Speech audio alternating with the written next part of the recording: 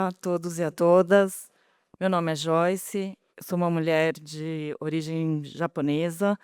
Estou usando um terno azul marinho, uma camisa branca, tenho um cabelo comprido e preto.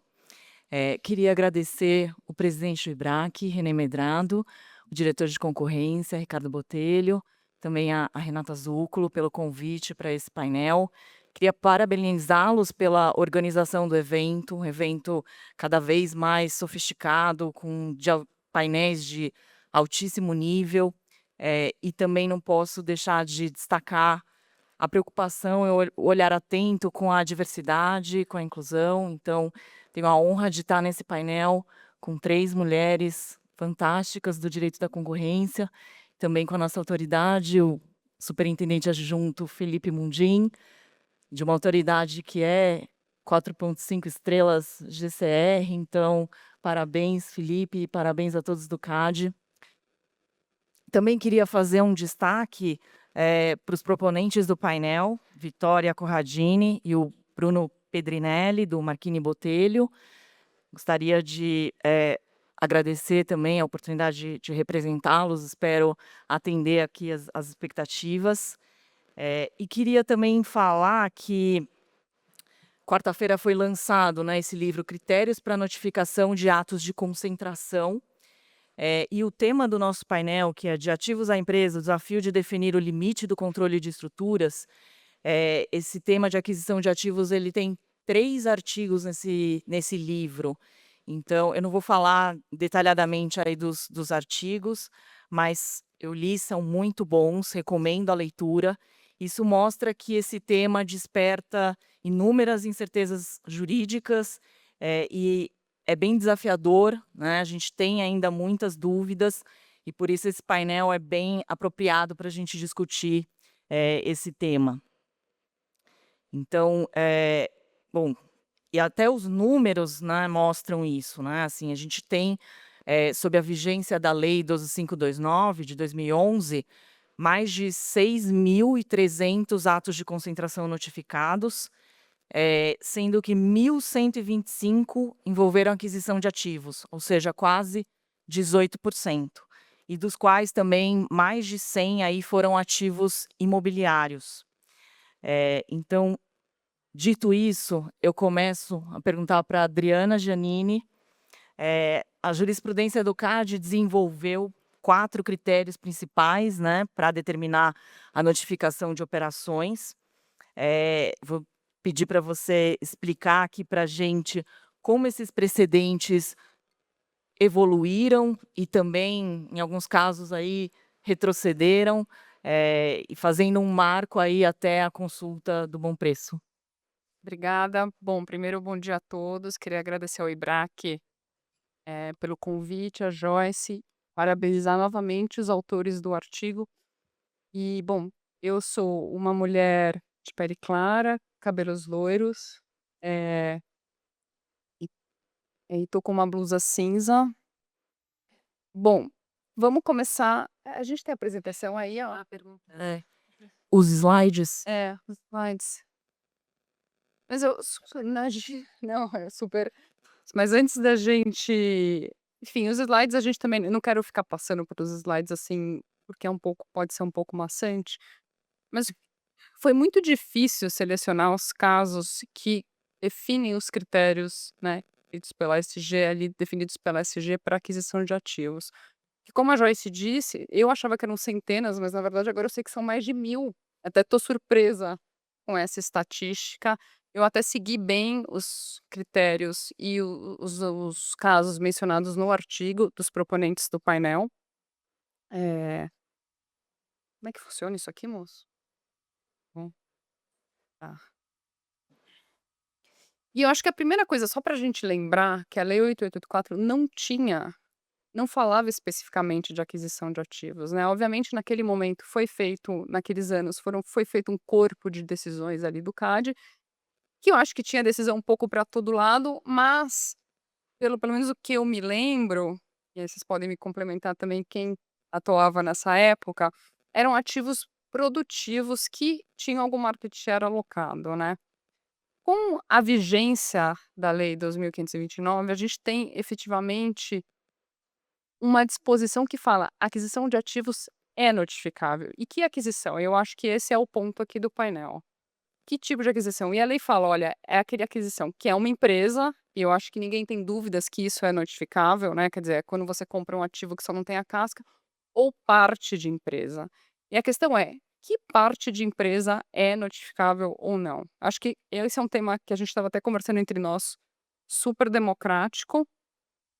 E. Ah, obrigada.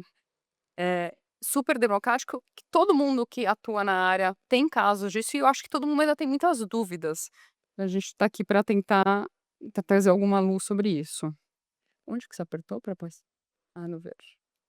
Então, só passando alguns casos, assim, mais emblemáticos, né, eu acho que esse primeiro caso da JBS, que é um caso de 2013, mas ele ainda foi julgado sobre a vigência da lei anterior, que é um caso sobre vários arrendamentos de frigoríficos que estavam ativos e inativos.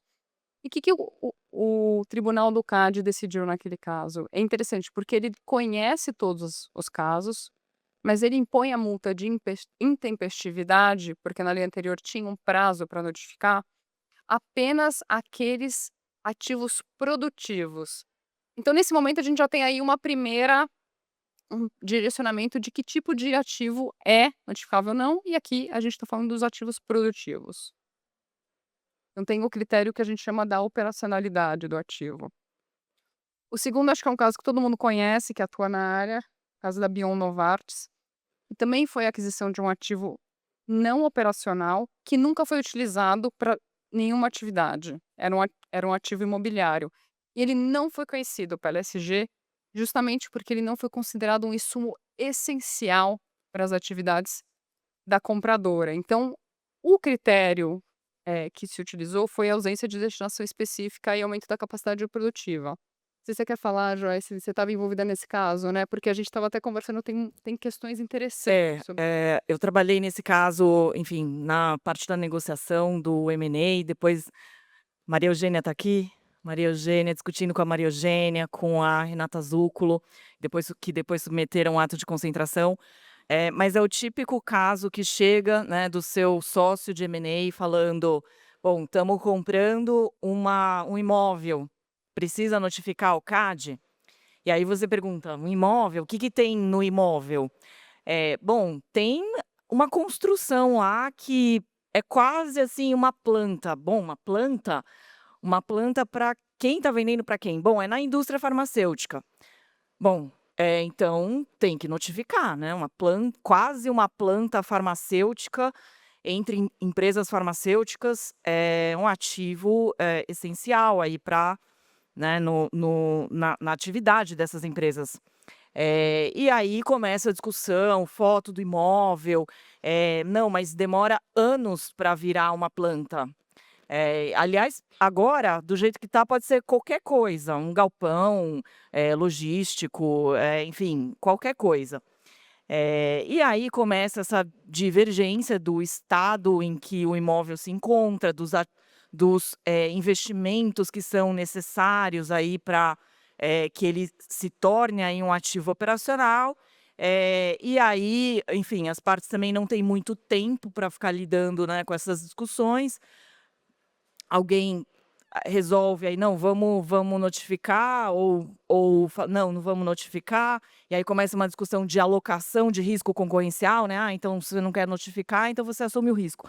"Ah, não, então tá, vamos notificar, mas desde que a gente faça um pedido aí para que, não seja conhecido, e que essa notificação foi feita, ad cautelam", né. E aí veio a resposta, que foi muito boa, né, um parecer feito também pelo Ednei, que a gente encontrou aqui também, parabenizou, mas é um precedente que já vai fazer 10 anos, né, e aí a gente ainda continua nessas discussões. E é interessante porque esse caso ele conversa com o caso do tribunal de 2013, né? Quer dizer, a gente já tem aí uma jurisprudência de que ativos que não são, vamos dizer assim, operacionais ou que não têm uma destinação, que não é uma planta que está pronta, não são notificáveis. E aí eu acho que também tem um outro caso bem emblemático que todo mundo conhece, que é a aquisição das betoneiras, né, que é a aquisição de caminhões e betoneiras entre concorrentes. Que é interessante nesse caso? Essas betoneiras, elas nunca tinham sido utilizadas, então elas não tinham uma capacidade produtiva de fato, elas poderiam ser utilizadas ali, obviamente pelo comprador, para o produto final deles, mas assim, eu pelo menos não vejo uma diferença muito grande entre a aquisição das betoneiras do fabricante ou de um concorrente. Isso aqui não traz efetivamente um aumento de capacidade, que veio de um concorrente, porque elas, além de serem ativos pequenos, né, betoneiras, elas não estavam sendo utilizadas.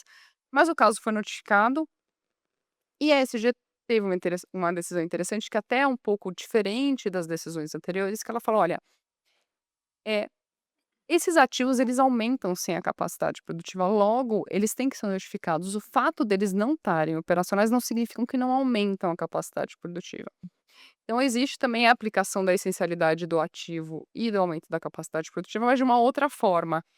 E obviamente a gente entende aqui que mais de 1000 casos, tem decisões que vão para um lado ou para o outro, mas esse caso também eu acho que ele foi logo depois do caso da Bion, ele ficou um caso também bem emblemático aqui para quem pratica, fala bastante essa questão de aquisição de ativos. Logo depois, quer dizer, tiveram vários casos, mas teve esse caso da GR Castle que eu trabalhei nesse caso e a gente também teve essa dúvida exatamente da Joyce, porque que era esse caso? Era a aquisição de 2 aeronaves. Ah, bom, mas qual que é a diferença de eu comprar essa aeronave de uma fabricante ou de eu comprar do concorrente? Essas aeronaves, elas, de fato, elas tinham um contrato de leasing, né, mas a aeronave em si, ela não é uma aeronave ou 2 aeronaves, não é suficiente para você fazer a atividade de leasing como um todo. Então a gente trouxe para a notificação esse argumento, a gente falou: "Olha, ainda que são ativos operacionais e que tenham contratos atrelados a eles não são parte de uma empresa, no sentido que eles não trazem, essa possibilidade de você atuar de forma autônoma no mercado só com essas aeronaves". A gente trouxe esse argumento, a ESG conheceu a operação, também foi a questão da essencialidade do ativo e também acho que um pouco do aumento da capacidade produtiva. E tem esse caso que eu vi no artigo e eu não conhecia, que é um caso super interessante, ele é uma aquisição de uma cabine de pintura de peças plásticas, né. Eh, Nunca tinha sido utilizado, ele também não é um ativo para o serviço final, que é a produção de peças plásticas, ele é um ativo para alguma coisa intermediária. E novamente foi feito o argumento: "Olha, Não não aumento a capacidade produtiva, eu posso continuar atuando no mercado de peças plásticas sem essa cabine", mas a SG falou: "Olha, a partir do momento que você compra isso, você aumenta a possibilidade de você ter uma produção final maior, logo existe aí uma vinculação direta com a atividade, do comprador e um aumento da capacidade produtiva". Gente, eu não vou passar por muito mais casos não, é só para exemplificar mesmo como os critérios foram sendo desenvolvidos e aplicados na prática, né. A gente tem todos esses critérios de essencialidade, de aumento de capacidade produtiva, vinculação com a atividade do comprador, e às vezes eles eram aplicados cumulativamente ou às vezes individualmente. Tem esse caso que é muito interessante também, que é a aquisição de uma área específica num porto, e esse caso até conversa um pouco depois com a decisão de bom preço, né. Porque ele também estava inativo, a empresa estava em recuperação judicial, os prédios ali, o terreno iam ser demolidos, mas era um ativo que tinha uma localização especial para a atividade da compradora. E foi exatamente essa a decisão da SG: "Olha, esse ativo, ele tem uma localização essencial para a atividade da compradora". Esse caso foi parar no tribunal, e o voto da conselheira Anisa foi exatamente no sentido de conhecer a operação justamente por esse motivo. Eu acho que esse é o último caso que eu vou falar, mas eu acho que esse caso, e tem vários casos assim, ele é a é a aquisição de uma empresa que ela só tinha uma coisa, ela tinha uma licença de importação de etanol, enfim. Não estava operacional, essa licença não estava sendo utilizada, mas ela era de fato essencial para a atividade do comprador. E foi exatamente aí a decisão da SG: "Olha, eu preciso dessa você precisa dessa licença, você está comprando isso, existe um valor aí nessa compra, logo esse é um caso de notificação obrigatória".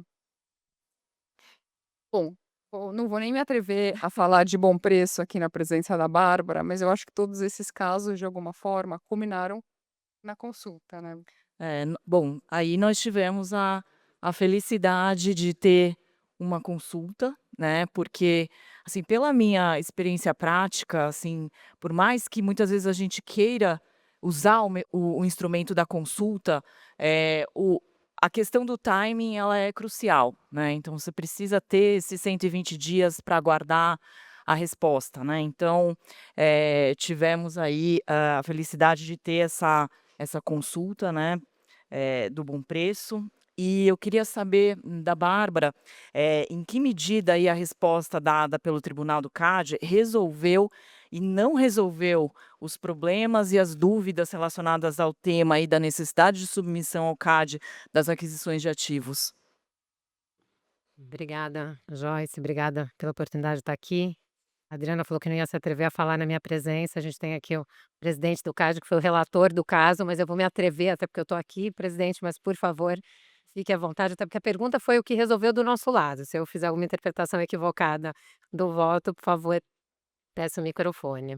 Mas eu acho que esse panorama que foi trazido pela Adriana e a provocação, que foi feito pelo artigo proponente, que acho um tema louvável realmente, que bom que a gente está conversando, mostra que a resposta à consulta, que foi trazida recupera muito de diversos precedentes, mas a grande questão era que os precedentes eram muito, eu até arriscaria dizer que não eram precedentes, que a noção de precedente ela dá uma clareza suficiente, eles eram julgados anteriores, mas que tinham muitos desencontros em relação ao que era essencialidade, o que era operacionalidade, o que era, incremento de capacidade produtiva. E, nesse sentido, Joyce, recuperando o teu ponto, quando o cliente nos trouxe, né, a ideia de fazer a consulta, é evidente que a gente voltou com o ponto de dizer: "Bom, a consulta tem um lado bom e um lado ruim. O lado ruim é que pode vir uma resposta que você não quer". E ele falou para mim hoje: "A pior resposta é a incerteza". A gente tem notificado alguns casos, a gente alguns notifica e não são conhecidos exatamente iguais aos outros, e aí aqui não vai como crítica de forma alguma, a gente sabe a celeridade aqui, doutor Felipe, com que a SG tem que fazer as análises, às vezes não dá tempo de entrar em todos os detalhes e as nuances de cada caso ter, e naquele contexto o cliente falou: "Eu prefiro, correr o risco de ter uma resposta". O Guilherme Morgulhos, que gente, a luz aqui é uma coisa incrível, o Gui tá ali, fala assim, essa consulta, aliás, ele deveria estar aqui falando, ele foi o grande, responsável pela condução, então você também, Guilherme, por favor, fique à vontade para pegar o microfone. Mas eu acho que o que tem, realmente nesse caso, respondendo já a tua pergunta, Joyce, é que sim, o caso trouxe muitos ganhos. Primeiro por trazer certeza, previsibilidade, e eu até falava com o Guilherme quando eu estava preparando aqui a fala, e ele comentou comigo que especificamente desse cliente, ele teria deixado de notificar só no ano anterior 8 operações se esse precedente existisse. E aí, com certeza, o caso não teria perdido nada do ponto de vista de análise. Então, um precedente que ainda pode ter pontos, né, que podem ser não revistos, digo, ainda pode haver agora, né, se isso evoluir, se isso for revistado, podem haver outros ajustes, mas certamente ele trouxe um precedente que trouxe clareza, previsibilidade e mais do que nada, esses 8 casos, eles são casos que, deixaram de ser notificados com segurança, porque a gente eventualmente tomava riscos, né, nós não o cliente, a gente ajudava o cliente na tomada de riscos. Bom, então o que que a gente pensou para falar um pouco do caso? Não para entrar no detalhe dele aqui, mas sim para poder compartilhar um pouco, até para os que não conhecem em detalhe, como ele conversa com esses precedentes anteriores, né, quais são os pontos aí de retomada. Basicamente aqui, como esses outros 1000 casos que, estavam sendo citados, era aquisição pela Mans de um imóvel não operacional que era detido pelo Carrefour. Era uma daquelas hipóteses também, o cliente liga e fala: "Preciso ou não preciso notificar?". Ele vinha depois de uma série de casos anteriores, notificados. A operação nos termos da lei, ela, a gente tinha discussão, é uma questão de ativo, mas é um ativo que a gente precisa ou não notificar, e o cliente disse: "Vamos então fazer uma análise". Havia até um despacho decisório anterior da conselheira Camila, que está na tela, onde ela fazia uma referência sobre a discussão sobre a aplicação do conceito de ativo essencial, a sua relação com a definição de empresa, então já tinha ali um indicativo de que esse era um ponto que justificava. Até falávamos com o Felipe, né, Felipe, na preparação do painel, a gente acabou tendo, pelo fato de ser uma consulta, a gente foi dialogar direto com o tribunal, a gente está mais habituado a dialogar com a superintendência, mas evidentemente o tribunal ali olha para o que é esse pano de fundo. E aí, para detalhar, porque isso é bem importante para entender a discussão do conhecimento, a Mensa atuava em compra, venda, administração de imóveis e desenvolvimento de incorporações. E ali, naquele terreno, havia um supermercado, né, anteriormente, que estava desmobilizado. Ele tinha sido, né, depois da aquisição do grupo Carrefour, tinha ali um bom preço. E naquele momento o ativo não era produtivo, então eu estou frisando as palavras que conectam com o que a Adriana estava mencionando. E aí é levado então uma consulta, e o tribunal, sob a relatoria do então conselheiro, atual presidente, Gustavo Augusto, gira sobre 4, sobre 4 critérios principais que são a retomada realmente dos precedentes anteriores, que é a operacionalidade, essencialidade, a destinação específica e o aumento de capacidade produtiva. E aqui eu não vou passar no detalhe, mas esse material está com o IBRAC, pode ficar para vocês. A gente justamente procura revisitar, quando é elaborada a consulta, os precedentes anteriores e mostra um pouco as diferenças que havia. Então, em JBS Frialto, se falava de operacionalidade e essencialidade, enquanto em Total Mix, e Larcop você tinha, ou em Araújo de Bom Preço, você tratava de 3 critérios, sendo que não eram necessariamente os mesmos. Então, a nossa ideia tinha mais a ver, essa informação eu trago mais para justificar o conhecimento da consulta e a importância de que se gere ali dentro dessa lógica. Então, ainda que, os precedentes tivessem, referências aos critérios, eles não eram, os mesmos, eles não conversavam necessariamente entre si, que era o que acabava gerando uma grande incerteza na notificação. E aí, nesse sentido, né, recuperando, o voto do então conselheiro, eh o são trazidos esses argumentos, né, então quando o ativo, tem um potencial econômico e ele está inativo, isso acaba e até eu estou recuperando aqui, depois a gente vai falar dos critérios, mas me pareceu aqui, presidente, que foram trazidos pontos importantes sobre o efeito econômico também dessa análise. Esse ponto é um ponto relevante, né, porque quando um ativo com potencial econômico está inativo, isso é um peso morto para a economia, então o interesse público estaria justamente voltado a que eles possam ser reintegrados. E a gente sabe que muitos desses casos, a gente escuta isso dos clientes. Puxa, mas se eu tiver às vezes são operações com portes que o cliente fala: "Puxa, só pagar o advogado, pagar a taxa, tal, já deixa de ser economicamente conveniente fazer o ativo". Então essa percepção, né, da instrumentalidade da análise antitruste é fundamental que aparece no voto relator. Nesse sentido, é uma análise também importante sobre ativos produtivos. Se olha, então, um pouco a análise de quando o que é aquisição de um bem imóvel, quando ele é isolado, e em que medida aquilo é um ativo operacional que conversa justamente com a utilização, e até que ponto ele é unicamente um insumo. E aí, a partir do voto, a conclusão, né, depois eu trouxe esquematizado, mas a conclusão é que aqueles imóveis que não tenham nenhuma destinação específica para uma atividade econômica em exame, eles não precisam ser objeto de análise. E me parece que essa afirmação com essa clareza, ele, depois de toda a análise de jurisprudência que é feita, ajuda a clarear muito dessa jurisprudência esparsa que a gente tinha até então. E, na verdade, gente, é uma jurisprudência gigantesca, né? A gente está falando de 1000 casos que tratam de alguma maneira do assunto. Talvez os 1000 casos não tratem disso, porque não todos os casos tratam de conhecimento, mas você olha para o caso e você diz: bom, eu tenho que levar em consideração, porque um caso muito parecido com o meu acabou sendo analisado. E aí, o voto, relator traz também algumas ressalvas, e eu vou falar delas em seguida, muito na linha de dizer: bom, ele não quando não tiver uma atividade econômica específica, ele não precisa ser notificado, mas algumas análises são feitas. O que significa estar, operacional naquele momento? Aí tem uma questão temporal, que é trazida, que eu vou votar em seguida, e uma análise sobre essencialidade. Então, só para facilitar a análise aqui do que está no voto, e a gente procurou esquematizar aqui, e mais uma vez agradecendo ao Guilherme aí pela sempre ajuda, mas a gente olha para 3 critérios que são cumulativos para não precisar notificar. Então, o primeiro deles é não ser operacional. E aqui é onde surge um ponto que me parece que ainda é um ponto que a gente vai continuar se debruçando talvez em novas análises e a gente continua dialogando com a superintendência sobre isso, porque é dito que o imóvel não deve estar associado a um estabelecimento comercial e não tem que produzir atividades, não sendo possível atribuir-lhe faturamento ou participação de mercado. E quando a gente vai na exceção do que precisa ser notificado, a gente acaba revisitando. Mas de forma resumida, sempre que o imóvel não for operacional, que a inatividade do imóvel decorrer de uma decisão que não depende da compra, então a decisão tem que ser tomada antes do início das negociações. Esse é um ponto que aparece no voto, é um ponto que a gente está procurando entender. Quando eu digo procurar entender, cada caso é um caso. E o cliente parece que toda vez que ele chega ali, só ele teve aquela ideia, porque a gente se debruça sobre a operação e fala: bom, mas ele.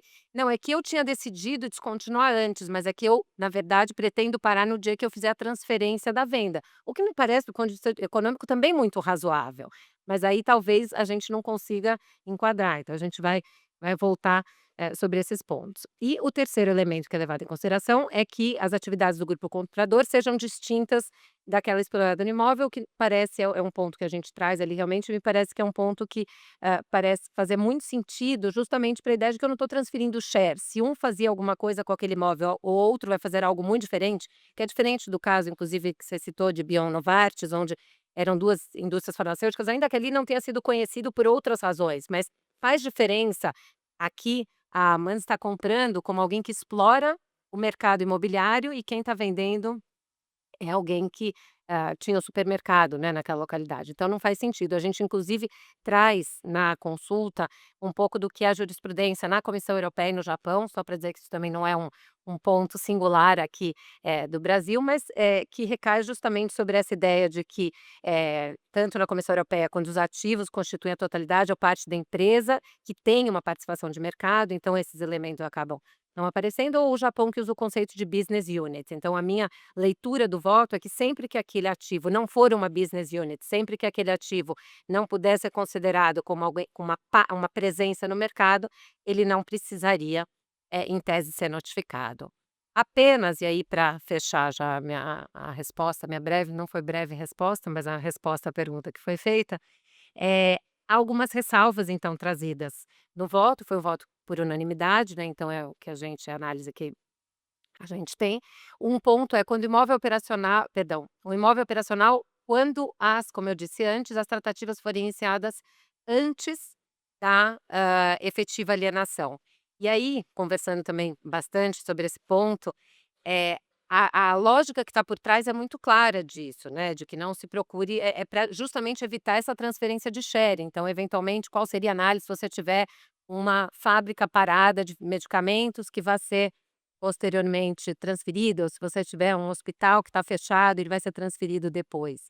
A grande questão aqui é, até que ponto ali tem ou não tem uma transferência de share. Então aqui talvez é um ponto em que a gente possa, né, na medida em que a jurisprudência evolui, interpretar isso em conjunto, até vou pular para o terceiro ponto e voltar, que é um imóvel dotado de capacidade produtiva instalada, aproveitável, de forma não desprezível e num prazo razoável. Talvez, juntando o primeiro com o terceiro, é que sou eu que estou dizendo, o voto não diz exatamente isso, aliás, o voto diz o que está dito, o que está escrito ali. O que eu estou trazendo acho que espaços de conversas, espaços de interpretação que podem ser interessantes. Eventualmente, se já houve uma decisão de paralisar anterior, você tem uma ata de reunião de conselho onde você tenha decidido encerrar a atividade, mas você acaba fazendo aquela, né, uma passagem posteriormente, porque você fecha, né, um pouco depois, você eventualmente tem um espaço de interpretação. Então, de novo, aqui a gente melhora o cenário, mas não necessariamente fecha. E aí, os últimos 2 pontos que são trazidos, é a questão da se a operação abrange outros bens corpóreos ou incorpóreos, porque eu acho que isso ajuda na ideia de business unit, a diferença é comprar só um terreno ou você comprar um terreno com outras atividades, ou se o móvel está afetado por questões regulatórias, que é exatamente o caso do porto, que a Adriana mencionava. Então, se a gente lê, esse precedente, fica bastante claro que a gente tem aí como referências os diversos precedentes, mas de uma forma muito mais sistematizada, e aí foi instituído, né, o grupo de trabalho, e aí é onde a gente está agora, então, aguardando e pronto para contribuir ou poder continuar contribuindo, mas respondendo de forma objetiva a tua pergunta, a gente até teve gente que nos criticou, falou: "Gente, para que vocês levaram isso para o CAD?". Agora a gente tem, assim, a nossa leitura é muito positiva do resultado dessa análise, e aí não digo porque favoreceu este cliente, mas digo, se para um cliente, que foi o único que a gente olhou isso, ele deixou de notificar 8 operações, não é possível que não tenha efeitos positivos para uma série de outras empresas que passaram a ter previsibilidade e segurança e pararam de brigar com o jurídico e com a gente também, porque quando tem que notificar também, né. Concordo, Bárbara. Eu acho que, enfim, o presidente deu realmente muita clareza, e eu queria até destacar uma diferenciação, né, fundamental feita no voto do relator entre os conceitos aí de empresa e estabelecimento, né?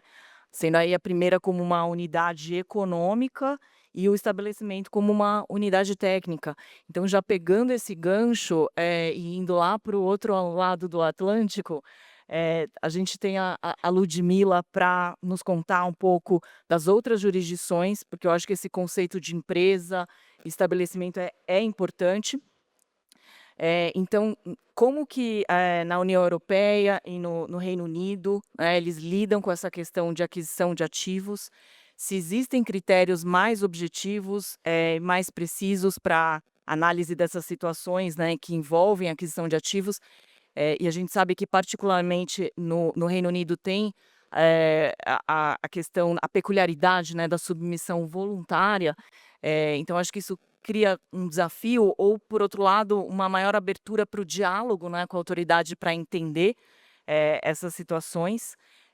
Também já queria, aproveitar para ouvir, em relação ao tema dos mercados digitais, né, que tem trazido os novos paradigmas e discussões na esfera concorrencial, especialmente aí com o avanço das plataformas e da inteligência artificial.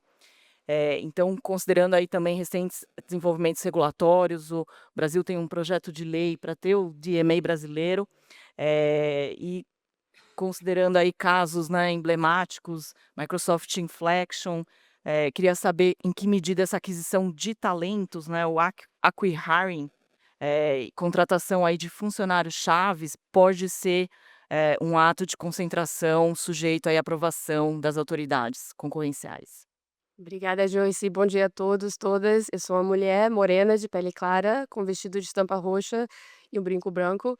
A Bárbara é uma mulher loira, de pele clara, com uma roupa laranjada, também está aqui. Obrigada, desculpe o lapso de não ter me Teamwork. apresentado. Eu sou brasileira, mas eu moro fora desde pequenininha, então eu vou tentar em português, mas me desculpem se houver erros no meu português ou se saírem uma ou duas palavras em inglês. Obrigada pelo IBRAC também, pela oportunidade de estar aqui. Joyce, você pela moderação e a coordenação, que foi muito legal, mas ela trabalhou bastante para manter a gente na linha. Adriana, Bárbara, muito obrigada pela explicação da evolução desses pontos aqui no Brasil. Na Europa e na Inglaterra fica super claro que a CMA e a Comissão Europeia podem sim avaliar aquisições de ativos. Eles usam, como vocês estão vendo na tela, uns termos um pouco diferentes. Então, na Inglaterra, a gente fala de enterprise, na Comissão Europeia são undertaking, para descrever empresas, e fica claro que a parte de uma empresa, se houver uma mudança de controle, pode constituir um ato de concentração. Na Inglaterra, alguns anos atrás, tivemos um caso super importante nesse ponto, chamado Seafrance, que foi, até a Supreme Court, a Corte Suprema na Inglaterra, e são pouquíssimos casos de concorrencial que vão para a Supreme Court, então uma coisa super rara. Nesse caso, a Seafrance entrou em processo de liquidação e tinha os 3 ferryboats que eram usados para atravessar o Canal da Mancha. Eles também tinham os 500 funcionários que, nesse ato de liquidação, formaram uma, uma um grupo de empregados para se fortalecerem durante esse processo. E aí a Eurotunnel, que aliás controla o túnel da Mancha, adquiriu esses 3 ferryboats e essa união de 500 funcionários, mas que passaram de um a um, não passaram como o grupo inteiro. E o que a corte disse? Eles falaram: "Olha, bare assets", então imóveis, isolados, que não são mais do que fatores de produções, não são suficientes para formar parte de uma empresa. necessita-se realmente de que tenha uma continuidade econômica. Então esse é o teste litmus ou teste decisivo para a gente na Inglaterra, que é: será que você adquiriu algo mais do que você teria adquirido no mercado livre? E qualquer coisa extra considerada realmente tem que ser ligado ou atribuído ao fato desse ativo ter sido usado para a atividade dessa empresa que foi adquirida. Então eu acho que de mais a mais tem uma diferença grande comparado com os casos que a Adriana descreveu, mas está entrando na linha do bom preço e realmente segue o mesmo raciocínio. No entanto, como o CAD, a comissão e a CMA mantêm muita flexibilidade de analisar de caso a caso.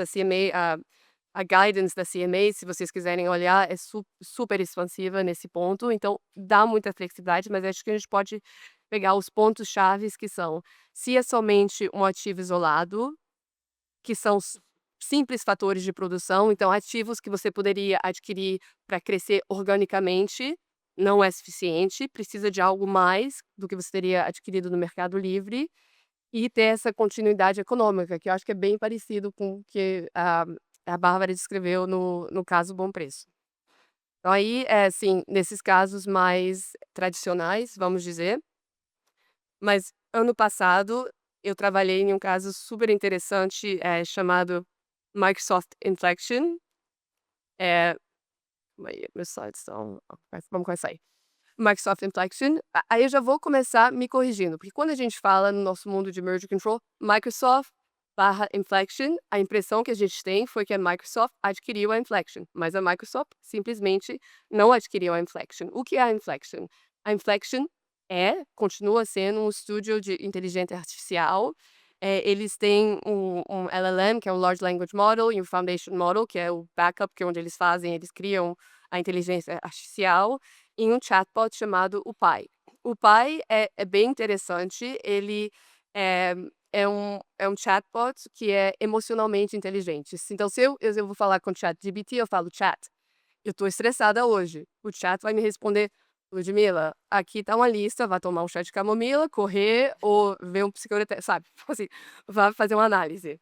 E se você tiver a mesma conversa com o pai, ele vai falar: Lud, que pena que você não está se sentindo muito bem hoje. Me sinto muito. Assim, é um propósito um pouquinho diferente dos outros chatbots. Mas a Microsoft não comprou a Inflection. Acho que foi março, abril de 2024, ela contratou 2 dos fundadores da Inflection. Um que se chama Mustafa Suleyman, que é ex-DeepMind, um nome importante na comunidade de inteligência artificial. E nesse contratamento desses 2 funcionários, a equipe toda da Inflection quase decidiu ir para a Microsoft, mas foram contratos individuais, não tinha uma união de funcionários, como a gente viu no caso dos ferries, e isso criou, não tinha notificação, não tinha notificação em nenhum lugar do mundo, assim, mandatória, mas isso criou um furor, assim, um uproar na mídia que falou: "Nossa, a Microsoft conseguiu contratar todas as pessoas, o que está acontecendo, quem está analisando". Eh, e tanto que chegou a Margaret Vestager, que era a European Commissioner for Competition, chegou a falar publicamente para Reuters: "It's the kind of thing of which we keep an eye on, but as you can see, it's not a merger. It is not caught by the merger rules." Não é merger control. Não, nossas regras não captura isso, que francamente é uma coisa interessante, uma pessoa pública assim dar um statement tão publicamente. A CMA, como a Joyce disse, tem os Colin Powers. Se vocês escutaram ontem o painel da Carol Curry, maravilhoso, ela explicou como eles usam isso. Então, não demorou muito com a mídia falando tudo isso. A gente recebeu um e-mailzinho da CMA: hello, cadê a notificação? Tá bom, a gente discutiu, isso não é uma notificação, são pessoas não são ativos, gente. Mas a CMA, depois de 6 meses, decidiu que os funcionários e o know-how que elas têm, nesse caso, eram suficientes para ser uma notificação de ativos, e não precisava de acordos, porque a Microsoft também, isso é tudo público, a Microsoft tinha entrado em um licenciamento de IP não exclusivo, que também normalmente não é suficiente, porque é não exclusivo. A Microsoft, a CMA, parte do raciocínio foi que a Microsoft adquiriu mais do que ela teria adquirido no Mercado Livre, E o terceiro, que é o que eu mais tenho dificuldade, é que a transferência constituiu uma continuidade econômica. Mas é aí que a gente tem que parar, porque a inflection existe hoje em dia. Se você sentar no Google depois daqui, que a gente conversar e botar Pi, o Pi continua lá. Não tem nada a ver com a Microsoft. Foram só os funcionários que passaram. E quando você lê a decisão da CMA, que também tá no site da CMA, é super interessante, não é muito longa, a análise que a CMA fez foi dos chatbots. A Microsoft tem o Copilot, eles têm o Pi, mas a Microsoft não adquiriu o Pi. Então, eles olharam as partes dos mercados dos dois e foi assim que a análise foi feita. Mas é uma coisa muito artificial, no entanto, que a Microsoft simplesmente não adquiriu a Inflection. Mas fica aí, fica a jurisprudência, a guidance da CMA hoje em dia já foi updated, e está super claro que pode, se contratar pessoas, formar um ato de concentração. Adquiriu o pai do pai, né? Não vai adquirir o pai do pai. Você, enfim, you can have your cake and eat it as well, mas fica. Se você. Aí, assim, e o final da história com a CMA foi que ela falou assim: isso é um ato de concentração, mas não teve impacto no mercado, então deixou passar, fez one clearance. Aí a gente jogou no pai, assim: Did the CMA announce anything? Aí ele falou: Now we're getting somewhere. It looks like the CMA did indeed make an announcement recently, clearing Microsoft hiring of key employees from Inflection. According to the reports, while the CMA initially investigated the deal as a potential merger, they ultimately determined that the arrangement didn't pose threat to competition in the AI market. Phew! Sounds like they dodged the bullet there. O pai tem uma. Querendo ou não, acho que o advogado de concorrencial acho engraçado. E o último ponto, com a Comissão Europeia, depois do statement bem público da Margaret Vestager, foi super interessante, porque eles falaram isso, não é merger control, a gente não tem jurisdição, basicamente, foi o que ela disse, mas aí tem o artigo 22 do UMR, que pode ser usado para referir casos que não são, onde a Comissão Europeia em si não tem jurisdição, mas que um Estado-membro pode ter jurisdição. E a comissão começou a usar esse artigo 22 sem que nenhum Estado-membro tenha jurisdição. Então, eles pediam para os Estados-membros referirem casos que ninguém tinha jurisdição. Que, na verdade, quando você olha o pé da letra, não foi por isso que esse artigo foi criado. Foi criado para quando alguns estados teriam jurisdição e para mandar para a comissão. E estava rolando um caso chamado Illumina Grail. Eu não tenho tempo hoje de cobrir todos os detalhes do Illumina Grail, mas no meio dessa investigação Inflection, o julgamento da Corte Europeia do Illumina Grail saindo falando comissão, você não pode, não é legal você usar o artigo 22 como você está usando. Aí não tem decisão Microsoft Inflection da Comissão Europeia, tem um press release onde a comissão fala, bom, como todos os Estados-membros que fizeram a referência agora tiraram a referência, se você lê o press release inteiro, mas ela fala, but we do think it would have constituted a concentration por razões diferentes da CMA. A CMA foi mais o know-how é suficiente. A Comissão Europeia falou que o fato dessas pessoas saírem da Inflection mudou o business model do Inflection e isso em si é um change no mercado que constitui a consideração em si. Acho que é um grande TBC, vamos ver onde vai. Pessoalmente, a CMA hoje em dia, eu acho que não pegaria esse caso de novo. O governo lá está muito mais pro-growth, a vibe está diferente, mas let's see como acaba essa história e se tiverem outras ondas de killer acqui-hire, como era chamada, tinha uns nomes bem fortes, assim, era first killer acqui-hire, vamos ver o que dá, o que elas vão fazer. Ótimo. Bom, agora passando para o nosso superintendente adjunto, Felipe, temos algumas questões para ele. Em primeiro lugar, eu queria que você comentasse o caso do Bom Preço também, para saber em que medida você acha também, a mesma pergunta para a Bárbara, que resolveu e o que ainda também não resolveu em termos de incertezas aí para os administrados. Perfeito. Muito obrigado, doutora Joyce. Primeiro, queria agradecer o convite de participar desse painel. A gente recebeu aqui uma aula sobre o tema. Eu fico muito agradecido de dividir essa mesa com a doutora Adriane, doutora Bárbara e a doutora Ludmila. Obrigado, presidente, por mais uma vez proporcionar esses dias de debate com insights muito instigantes e importantes para a autoridade. A gente vem de Brasília e volta com um grande dever de casa, né? Tem muitos pontos que a gente precisa avançar ainda. Hã,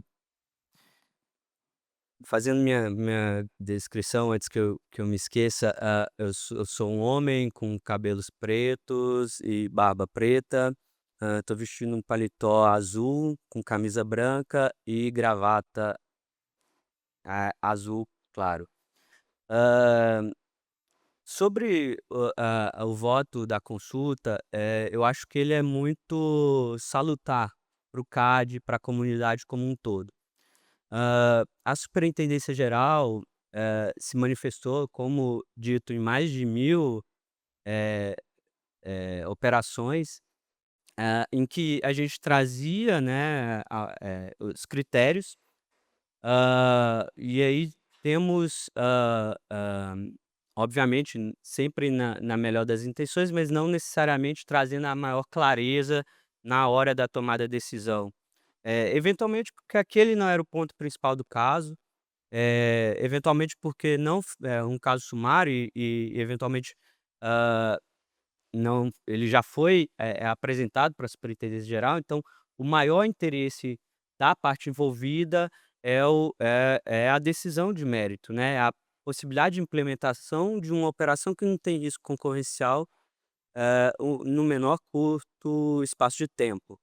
E foi muito salutar porque, o conselheiro foi, muito adequado na sua análise, no sentido de que permitiu dar um passo atrás para olhar a árvore como um todo, enquanto eventualmente a superintendência geral estaria muito focada em cada uma das árvores. E ele pôde, observar a floresta e sistematizar isso. Então é uma grande contribuição para o CAD.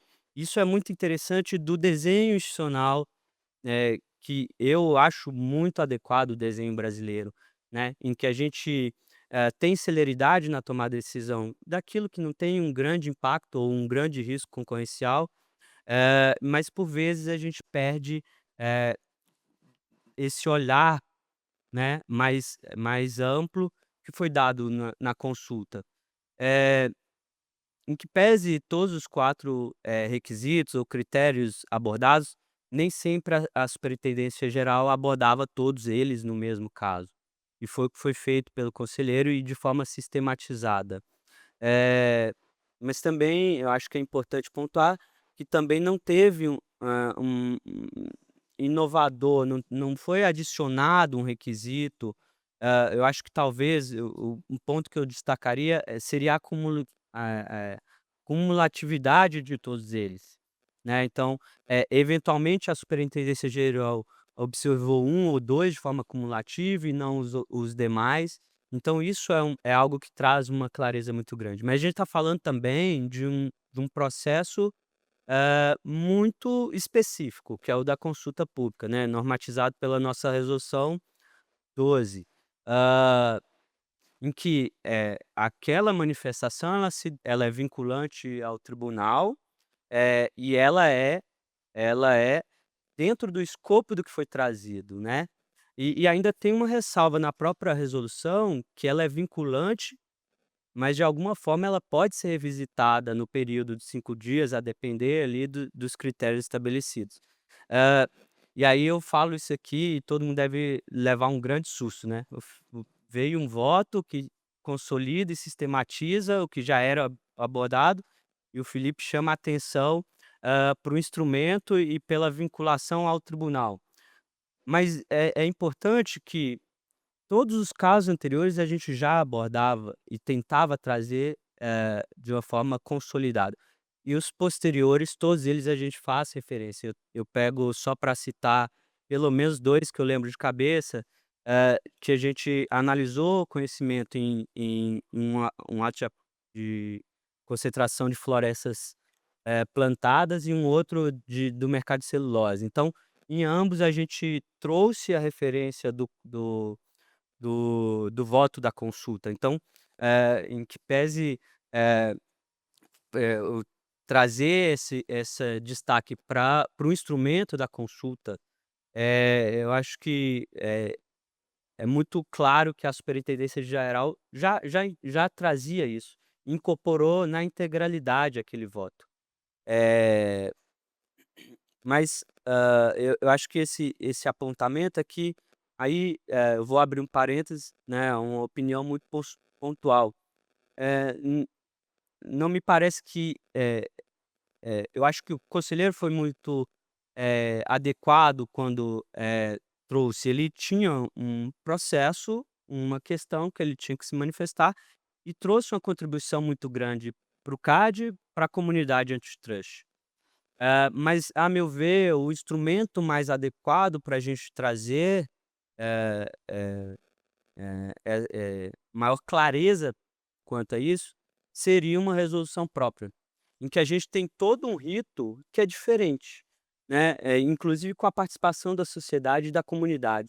Acho que isso é muito importante, o doutor Alexandre Barreto, mencionou ontem, né, sobre a particularidade dessa relação do CAD e com a comunidade antitrust, né, o quanto isso é especial no caso brasileiro e quanto é muito importante, então a gente está sempre de ouvidos, atentos às manifestações.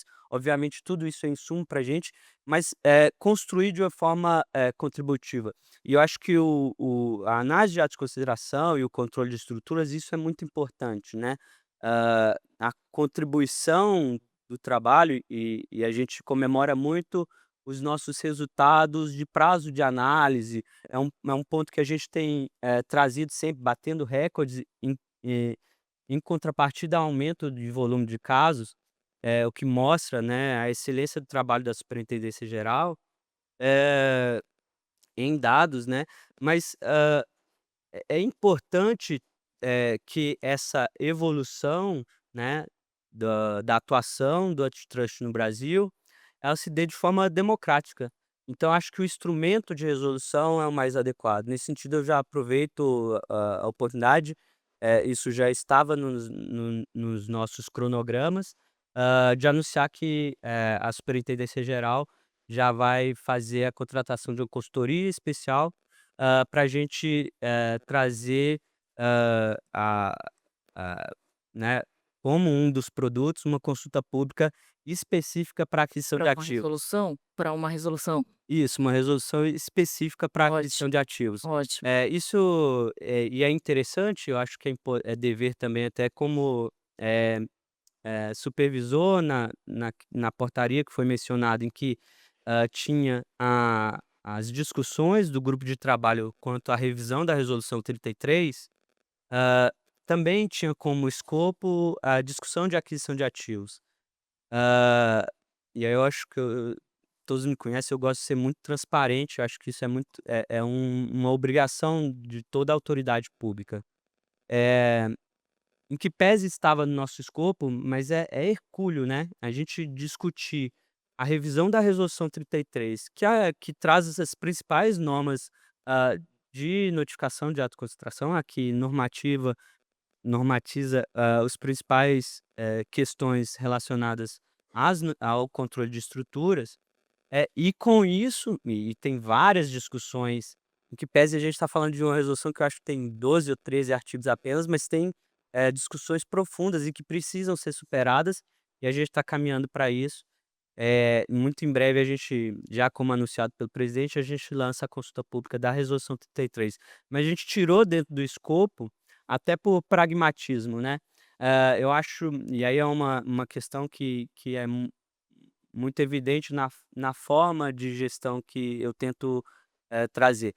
Atacar uma das questões de cada vez. Se a gente tentar resolver todos os problemas que temos, a gente não vai resolver nenhum deles. Então, internamente a gente já está concluindo, eh, as discussões da resolução 33, muito em breve ela se tornará pública e a gente já anuncia que o próximo, principal, projeto da Superintendência Geral, que trata de atos de concentração, é discutir a aquisição uma resolução específica para aquisição de ativos. Eh, mas aí eu, agradecendo mais uma vez a oportunidade, eu passo a palavra. Obrigada, Obrigado. Felipe. Assim, essa notícia realmente é muito boa. O IBRAC certamente vai estar a postos aí para contribuir, com comentários aí à consulta pública. A resolução, ela seria de fato fundamental para esclarecer aí várias questões. E aí aproveitando esse gancho, eu queria até colocar um bloco de questões aqui que eu acho que poderiam estar contempladas aí na resolução, né, a resolução poderia, eventualmente endereçar esses pontos, e aqui eu vou, enfim, tratar então, por exemplo, nas situações aqui de aquisição de frações de ativos, né, uma empresa compra 10% de um shopping center, se deve ser aplicada a regra de minimis, né, do artigo 10 da resolução 33. Seja lá como esse artigo vai ser, né, tendo em vista a mudança aí também da resolução 33. E aí também falando um pouquinho da necessidade, talvez, de critérios quantitativos, né, porque, por exemplo, aquisição de um quarto de hotel por um empresário do ramo hoteleiro, ensejaria a notificação ao CAD, né, se os critérios aí de faturamento estiverem preenchidos? E também essa questão da aquisição de talentos, né, como que o CAD olharia, para isso, né, e assim, a gente falou especificamente da economia digital, mas a gente sabe que isso também acontece na economia tradicional, né, então empresas de prestação de serviço também podem estar sujeitas aí à contratação de funcionários-chave que vão com sua equipe inteira e levam, um know-how aí bastante específico que representa aí, em certa medida, um faturamento e uma participação de mercado. Então, fazendo esse bloco aqui de perguntas e também convido as demais para intervirem nessas perguntas. Só para entender, você quer que o Felipe diga se essas 4 situações têm que ter notificadas, que seria cruel, né, já esse pre Eu ia falar assim, cadê o comprovante de recolhimento da taxa? O formulário está impresso, ia divulgar para você, mas é é, bem melhor o para contrato você mesmo, Felipe. o contrato está aqui, já está no SEI o contrato, assim, mas, eh, o recorde nosso, a gente está no sumário em 14 dias, né, Rodrigo? Eu vou ter quantos 3 minutos para minutos. responder? 3 minutos para responder. Não, perfeito. Assim, a análise, eu acho que a grande, contribuição que eu posso trazer aqui para todas essas questões, né, a gente, poderia, né, a gente teria que ter pelo menos uns 30 dias aí para responder, de interação e a contribuição que vocês trazem quando, trazem esclarecimentos que a gente ou às vezes por um ofício ou questiona por um e-mail. Mas de forma geral, né, eu acho importante trazer, a nossa metodologia de análise. Às vezes é uma obviedade, eu lembro do painel ontem, a professora Amanda Flávio, mencionando o importante, a gente sempre revisitar as bases, né. Então, como que a gente, iria abordar esse tema, né? O primeiro ponto a gente ia ver, né, dentro da nossa lei, o enquadramento, no artigo 90. É o primeiro ponto que a gente vai observar. Então, enquadrado no 90, inciso 2, aquisição de partes de empresa ou um ativo. Em seguida, a gente ia abordar a observação do artigo 88, enquadrado o inciso 1 e o inciso 2. A gente vai seguir para observar dentro da nossa resolução se o enquadramento seria no nono primeiro ou no inciso, segundo do nono, do artigo nono, que consequentemente iria para o 10º, e aí inciso 1 ou 2 do 10º. E aí seria talvez o ponto, né, da pergunta, e aí vai depender do caso concreto. Por isso que eu pedi o formulário. A depender do caso concreto, a gente vai olhar a participação, se 5%, a questão de 5% quando é sobreposição horizontal ou integração vertical, ou de 20%, na ausência desses efeitos, concorrenciais. Então, assim, sistematicamente essa seria a análise. Ok, hã, dissemos sim para todos esses itens e chegamos, né, e aí a gente seguiria, né, lei, resolução e posteriormente o próprio voto, né, na consulta, que iria olhar os 4 critérios, estabelecidos e se eles são, cumulativos. Então, assim, de forma sistematizada, parece até falando aqui nessa plateia altamente qualificada. Mas de forma parece muito óbvio, mas esse seria a forma de análise. Então, dependendo do caso concreto e dos 4 requisitos trazidos ali no voto da consulta, então essa seria a nossa abordagem. Tá. Em relação ao quarto de hotel também? Ao Quarto de hotel, é. a análise é a mesma, a gente seguiria todos esses passos. É interessante, porque Hã, eu acho que é um ponto relevante, né, no sentido de, o próprio presidente, né, na sua entrevista ontem, o superintendente geral também na sua entrevista, sempre trazendo, no dia a dia a gente recebe um volume muito grande, cada vez mais, de atos notificados, mas a gente sempre tem que se perguntar, o fim da política pública, né, para que ela se presta? É para a gente receber um volume, eh, né, de centenas de atos de concentração todo ano e não tem risco concorrencial nenhum, esse recurso público não estaria sendo melhor empregado de outra forma? Então acho que aí eu vou deixar para a resolução, nova resolução, te responder essa. Combinado. Obrigada, Felipe. Não, Eu e acho aqui, só um segundo. Eu acho que tem um ponto importante, Felipe, e de novo, a gente recebe como muito boa notícia. Acho que a ideia da consulta era o que era viável, mas pegando um gancho no teu ponto do quarto de hotel, eu acho que tem um pedaço muito importante que também é feito por quem está analisando, né, as operações, porque eu acho que acaba acontecendo algo na SG, até recuperando algo que o doutor Felipe estava falando, que quando a operação chega lá, se o foco está em outro lugar, às vezes a análise é feita muito rápido. Então, é a velha história, né, de que bad practice makes bad law. Às vezes também se notificar qualquer coisa, quando não precisa, acaba gerando, às vezes, precedentes que não são realmente precedentes, é simplesmente um caso aprovado. Então, o caso do quarto, eu tenho certeza que se o cliente consultasse, ia falar que não precisava ir para o CAD, porque não É, preenchia nenhum critério. Mas, brincadeiras à parte, é que eu estou dizendo, tem um pedaço que é anterior e é que não é tanto a questão de tomada de risco, mas é a questão do que se leva mesmo pelo qual que é a finalidade da política não, antidoping, né. perfeito. E isso é uma questão que devemos perguntar dentro do CAD, mas é importante também as nossas decisões serem muito claras para que, nem todas as questões chegam ao CAD, né. Então é importante isso, para que os advogados que atuam na área tenham conforto, eh, e que a avaliação não seja por minimizar riscos ou tomar maior risco, que ela seja também nesse sentido da preocupação da autoridade de, desempenhar o controle de estrutura de forma adequada. Nesse sentido, é importante, muito a clareza das nossas decisões. E assim que eu, assumi, né, no ano passado a superintendência adjunta, um dado, e eu sou economista e adoro dados e me debruço ali diariamente, sobre os dados, me chamava muito a atenção o volume, de conversão de rito, né, de sumário para ordinário. A gente tinha mais de 40, atos de consideração que se a minha pergunta era, a conversão de rito ela se dá por quê? É falta de clareza, né, das decisões do CAD? A gente não está sendo claro na nossa decisão? Ou tem algum outro incentivo ali que está, inadequado e a gente precisa, retificar?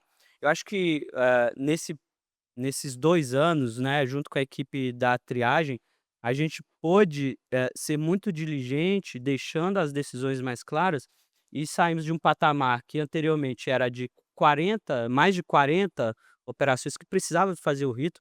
Veja, é um critério objetivo, a gente está falando aqui de conceitos que podem ter alguma interpretação, encaixar mais do ponto de vista do direito, da contabilidade ou da economia, mas são critérios muito objetivos o enquadramento dos sumários. E a gente tinha um volume muito grande, precisava de ter essa discussão. Hoje a gente, como, trazido pelo Rodrigo estatisticamente, é quase um traço. A gente teve 2 conversões de rito esse ano. Então me parece que fica, a superintendência geral consegue ser mais clara, nesse enquadramento. Isso reduz custo de transação, não só para no uso mais eficiente do recurso público, mas da própria atuação de advogado junto com o cliente. Eu acho que isso é algo muito importante. Eu gostaria de saltar, a gente fala de forma muito gratificante sobre a melhoria dos nossos prazos de análise. Mas isso não é um papel só da Superintendência Geral ou só do CAD, mas é da comunidade como um todo. Então, nesse sentido, a nossa contribuição é deixar as decisões mais claras. Obrigada, Felipe. Bom, a gente já está com o nosso tempo esgotado. Queria agradecer a todos e pedir aplausos aqui para os nossos palestrantes.